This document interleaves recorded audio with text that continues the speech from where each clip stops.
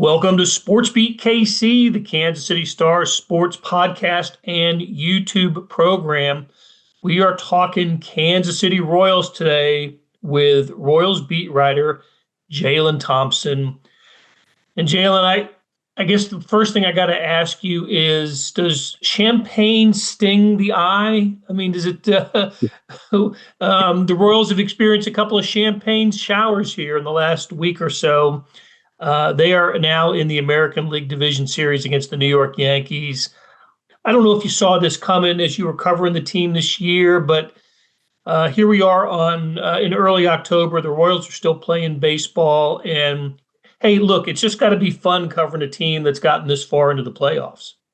Yeah, champagne is the worst for your eyes. I mean, but I'm not going there with goggles. I have to, I'm gonna be strong and take it to the chin. But yeah, these Royals, what can you say about them? No one really gave them a shot. I certainly didn't. I know you probably didn't. No one thought that they were going to win 80 games. Here they are. They win 86.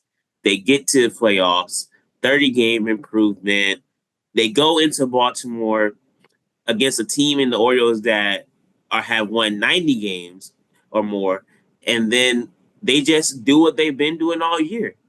They pitch, they play sound defense, and they manufacture runs, and that's what they did. What an incredible job by Cole Reagans in game one. Seth Lugo followed that up in game two with another masterful performance. And I would be remiss if I didn't say anything about the defense. I mean, the bullpen. And Angel Zerpa, what a job he did in that fifth inning in game two. Lucas Urseg closing out both games.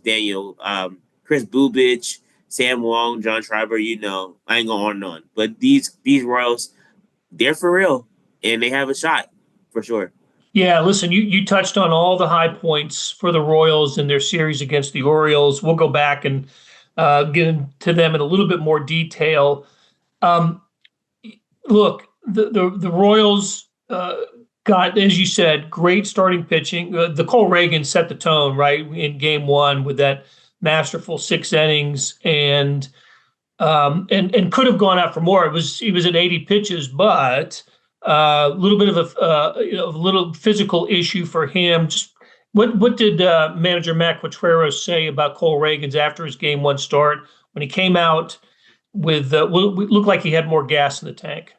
Yeah, he had a left calf cramp, so he was just basically, they took him out as a precaution because, they've been through kind of some cramps before with him, and they know that it can get worse if he kept pushing it. So even Reagans himself said, I would much rather come out now because I want to pitch more and I might have more of the pitch later on. So they're just kind of managing that. And, it actually turned out well because, the Royals bullpen was able to get their feet in the game and hold it right there. So, but he'll be fine. He'll get the hydration. He'll be ready to go for game two.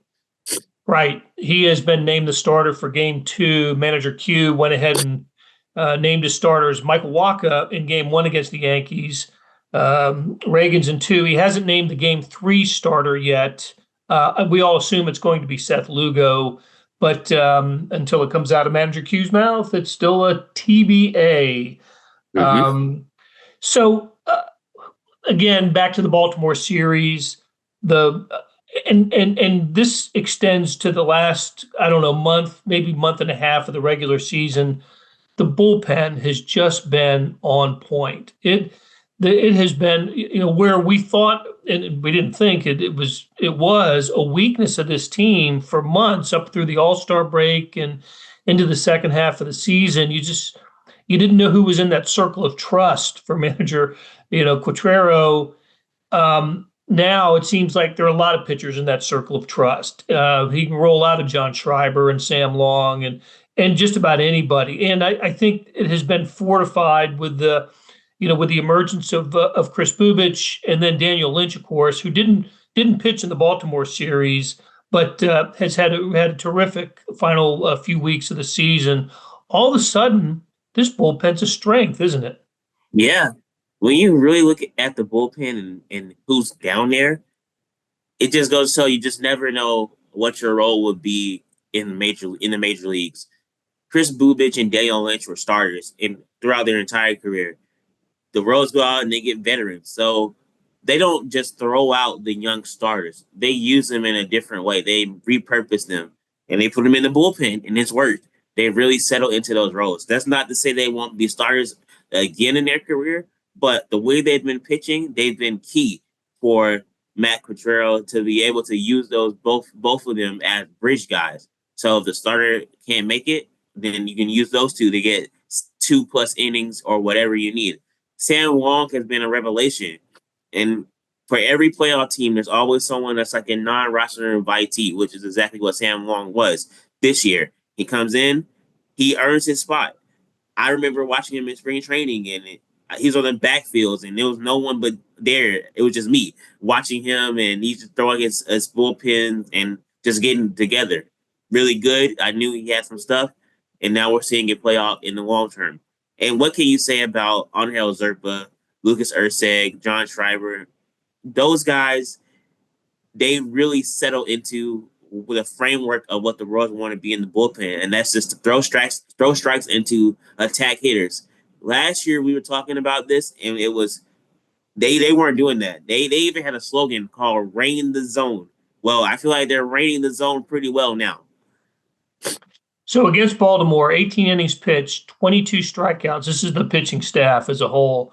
4 walks, 11 hits, and held Orioles batters to a 167 batting average. That was just amazing. The only run Baltimore got was the Mullins home run in Game 2 that tied it up, but they left it right there. The bullpen came in and shut it down after that. Got out of a few jams in the 2 games. Orioles, I know, had the bases loaded at one point in both. I think in both games, Royals worked their way out of those situations. Now, Royals bats, different story, and I'm not sure the production that they had in Baltimore, winning 1-0 and 2-1, which is a continuation of the trend that they've been on for the last couple of weeks of the regular season. Not going to get it done against the Yankees, I don't think. I just don't anticipate them winning games 1-0 and 2-1 against the Yanks. So it's not just they're not scoring. They've hit. I believe this is right. Since the Bobby Witt Grand Slam in the loss to the Tigers back in like mid-September, I think the team has hit 3 home runs. They have 11 extra base hits in that time. I think it's a span of 13 games. What has happened to the Royals' power and then the hitting overall? What's going on with these guys? Well, for a lot of that period, you didn't have Vinny Pasquantino. He was injured.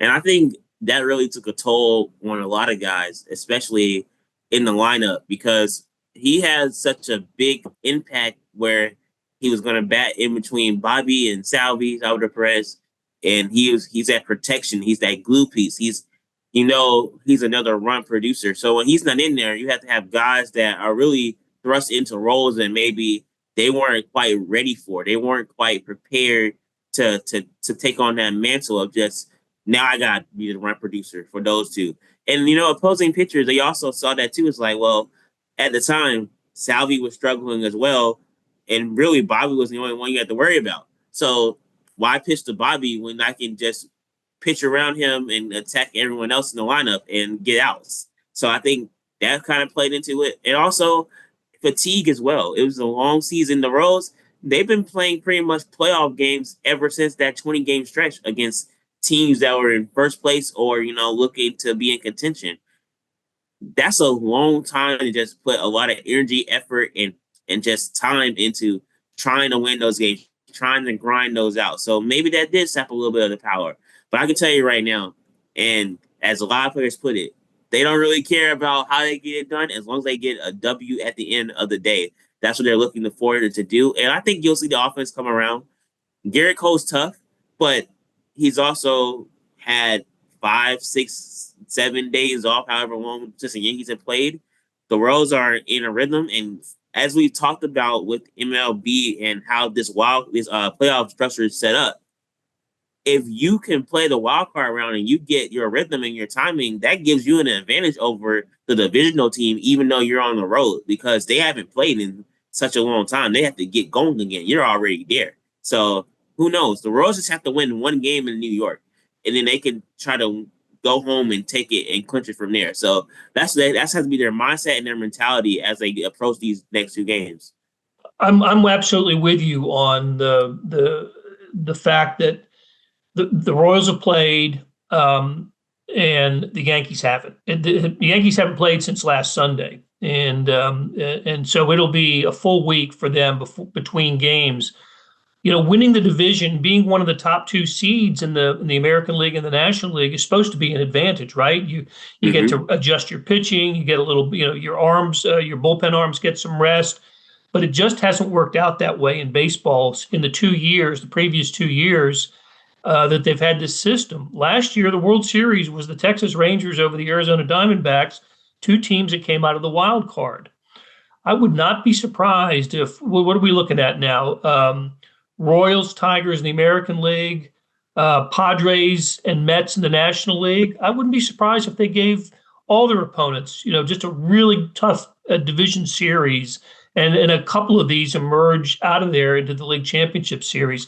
I absolutely think you're right about there's something about the rhythm of baseball, having playing every day or nearly every day, that you stay in that groove. And if you're a top two seed in these playoffs, even though that's what you fight for, right? That's what Yeah. you're gunning for.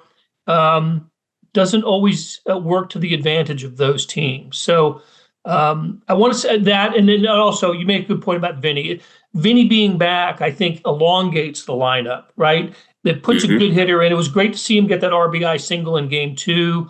That swing he had where he poked the single to right field, and he had he swung, seemed to swing the bat pretty well. I guess we're not going to see him play first base though. Is that right? Is Yuri Gurriel going to continue to play first in the division Yeah. series? Yeah, Vinny's only going to be a designated hitter while he's still recovering from his right thumb injury. Like he hasn't even put on the glove yet. He's not going to be in the field. JJ Facola said if in a guesstimation 2 to 3 more weeks of recovery before he even can be back in the field. So yeah, he's Okay. going to be hitting for right now. Yeah, well, look, that's a big plus for the Royals. Like I said, I'm with you on that. Having him in the lineup is going to be it could be a difference maker for them in this series. Okay, Royals Yankees. They played 7 times during the regular season, 4 at Kauffman Stadium, 3 at Yankee Stadium. Interesting series. The Yankees came to Kauffman and just toyed with the Royals for 3 games. It looked like a varsity versus junior varsity. Mm-hmm. And then in Game 4, I remember it was a Sunday afternoon. Yankees took a 3-2 lead into the ninth inning of that game, looking for a 4-game sweep of the Royals. And again, they had Clay Holmes, their closer, on the hill, and the Royals got 2 runs. I remember Michael Garcia had a big moment in that ninth inning, and the Royals ended up avoiding the sweep with a 4-3 win. In the series that went to New York, and this was just a couple of weeks ago, that was part of the stretch that you mentioned, all those Yeah. games against first place or playoff teams. Yankees win Game 1. Seth Lugo shuts them down in Game 2. I think pitches the best game against the Yankees of anybody this year. And then the Royals had a chance to win the series and lost the third game. So after the first 3 games of Royals Yankees, these guys have been on pretty even terms. Yes, the Yankees had the better record. They won the division. They won 94 games this year. I don't get a sense that there's a big advantage here, though, for New York. Having an extra home game is going to help for sure, but I don't know. I feel like this is an even series. I think so too. And you got to remember, the Royals didn't have Tommy Pham or Yuli Gurriel and even Robbie Grossman when that happened. I mean, they all came in September after that stretch, I believe, if I'm correct, or maybe they were there, and I might be off. Actually, they were there. I'm sorry, they were there, but still, the first time they weren't there. So Yeah, the first they're series. still have a couple of looks at some of the Yankees pictures, and like you said, the one thing that we left out too is the pressure of the moment. This is New York.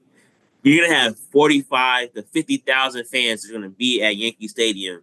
They're all expecting the Yankees to just walk through this entire series and really walk through to the World Series. They haven't won since 2009, and a lot of Yankees fans, they believe that this might be the year. It's the best team. You have Aaron Judge, Juan Soto, Anthony Rizzo, Giancarlo Stanton, you name it.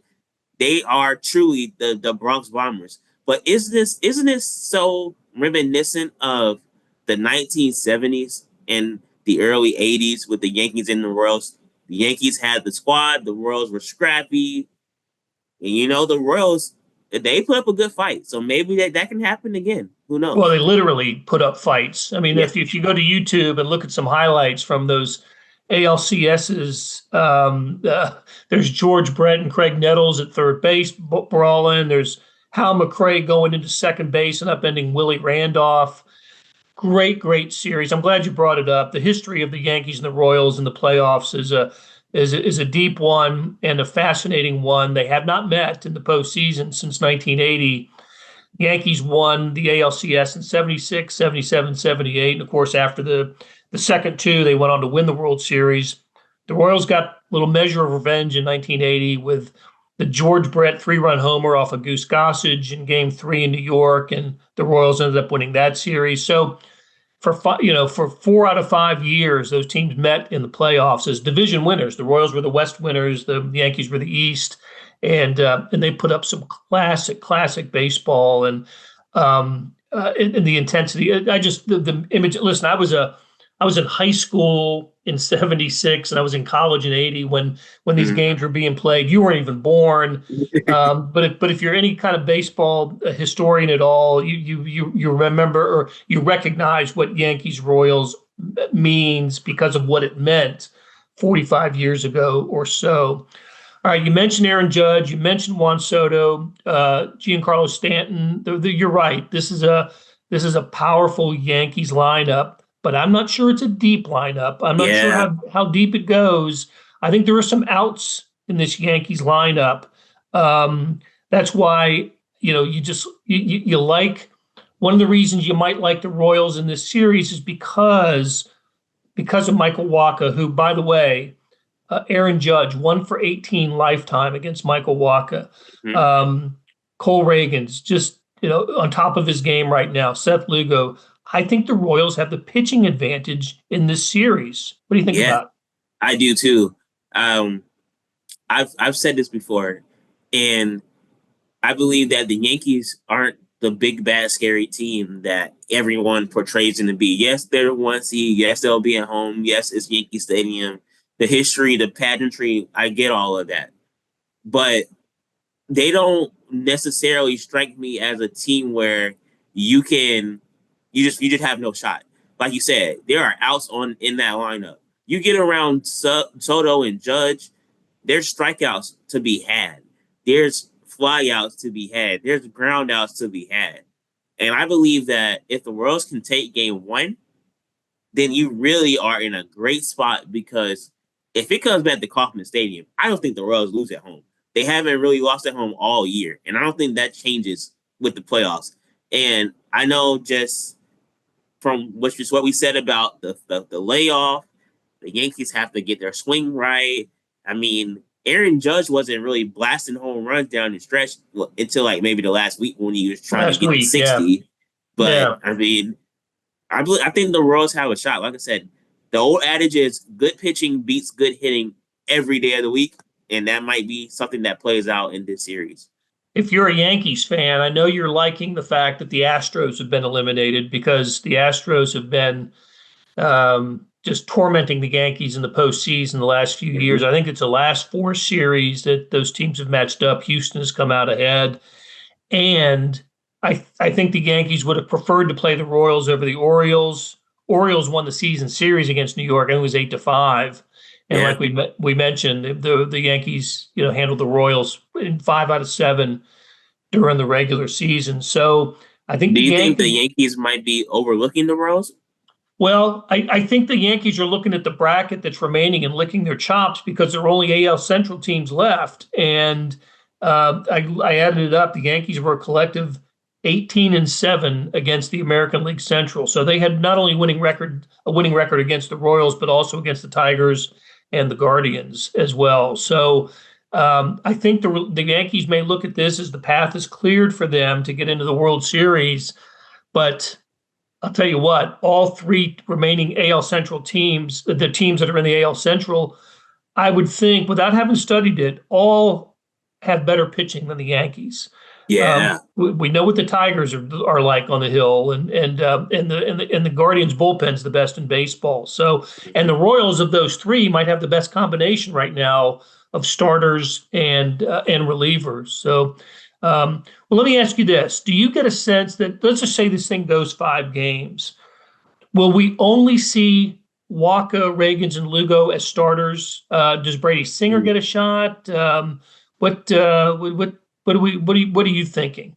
Listen, one thing about this series is there's a lot of off days in it, right? They Yeah. play Saturday, off Sunday, play Monday, off Tuesday, and then Wednesday, Thursday would be off Friday, play Saturday.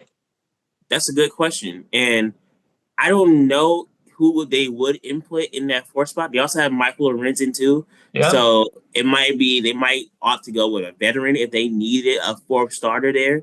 But either one, if it's Brady or Lorenzen, that's a good thing to have to use. I think you'll see both of them at some points maybe start a game, especially if it goes like to game 4 and you need someone there. But like you said, with the off days and everything like that, you can still get away with those 3 starters that you have at the top. But I think it would be good if you did see a Brady Singer in a starting game because he's been good, and certain stretches, and it'll be a nice reward for him for the season that he's put together to be in that spot. But it just depends on how Matt Cottrell, Brian Sweeney, Zach Both, how they want to play it. But they have options. And when's the last time you can say that for a Royals team that you have a lot of pitching options that you can lean on? That's right. Never, or at least not in the last 10 years. But there is one thing about this ALDS schedule. I think if I'm thinking about this right, you could get full rest for Waka and Reagans if they wanted to use them in games 4 and 5. So, or at least 4 days. Anyway, Yeah. You're right about isn't game 4 the 10th? On, So it's 3 and 4 are back to back, right? the only games that are back to back in this short series. Strange how it got stretched out like this for media, but that's how it is. And for rainouts, even though there's no rain in the forecast for Kansas City this week. You've been dodging raindrops and storms for the last 2 weeks up and down the eastern seaboard. So that's another part of your adventure over the last few days. I need to do a story on all the things that have gone on and I have been through on this playoff journey. It is amazing. It really is for you, for the Royals, and for the guy who covers the Royals for the Kansas City Star. Okay, so what happens? What do you think? I'm still going back and forth. I think overall, top to bottom, Yankees are a better team. I think the Royals have the better pitching, and in the postseason in a short series, that may be the difference. Where do you come down on this? I think with it being a short series, the Royals have already played 2 games. Their pitching looks dynamite. I think that if they steal game 1, or if they win Split. one in New York, either game 1 or York. game 2, and they split, the Royals win the series. I really believe that because I don't think we've seen what the K is going to look like in a long time. And I think that's that energy and that's all these guys are talked about. We want to bring Kansas City playoff baseball back to Kansas City. That's what every player has said. We want to bring it back. We want to bring it back. We want to bring it back to the K. They did that. So I don't think they lose when they go home. I really don't. I think they win those last 2 games at Kauffman Stadium so they can win one in New York, split. Like we said, I think they take the series. Now, if the Yankees win both games in New York, I think the Yankees will probably have it because they have that 5th game in the pocket back at Yankee Stadium. So But I think the Royals can do this. I really do. Okay. Well, when it does, Game 3 is guaranteed at the K, and you'll see your first playoff game in Kansas City, and just remembering what it was like in 2014 and 2015, it's incredible. The atmosphere is amazing. The fans they're great fans, and when that stadium is packed, it can be an intimidating place. The other thing that I think needs to be said, and this is just it doesn't have anything to do with this year's team, but the Royals win series. That's what they've done. So they do. As a franchise, winning that wild card series meant the Royals since 1985 have won. If you count the singular wild card game in 2014 as a series, they've won 9 of the last 10 postseason series they've been in. The only loss was a Game 7 defeat by the Giants in the 2014 World Series, and the Royals had the tying run at third base in the 9th inning. So it has nothing to do with Bobby Witt or Matt Quatraro or Cole Reagans or Seth Lugo. Salvi's the connection between the 14-15 and this year's team. But I just find it amazing that in between postseason success, you've got these 100 lost seasons, right? And just this depressing baseball. But when the Royals have gotten to September, October, I mean, they figure out a way to win, and maybe that's the case. Maybe that's the case this year. And then the story too, like you said, you lost 100 games, 106 franchise worst. I mean, if you're into stories and just feelings and moments, this is it. Worst to first. Yep. A team that no one expected to be anywhere where they are now could come out and beat the mighty New York Yankees. Yeah. I mean, how crazy is that? It writes itself. The story writes itself. And, the Royals just have to go out and prove it. That's the thing. And like you said, when the Royals get in, they win. I mean, you can't deny that fact. They figure out a way to win. I don't know how they do it, but they do. All right. Great conversation, Jaylon Thompson. Really appreciate you being on here. And we want to thank our producers, Monty Davis and Randy Mason. And I want to thank you for listening or watching on YouTube. We'll be back with another Sports Beat KC pretty soon, so stay tuned. Take care, everybody.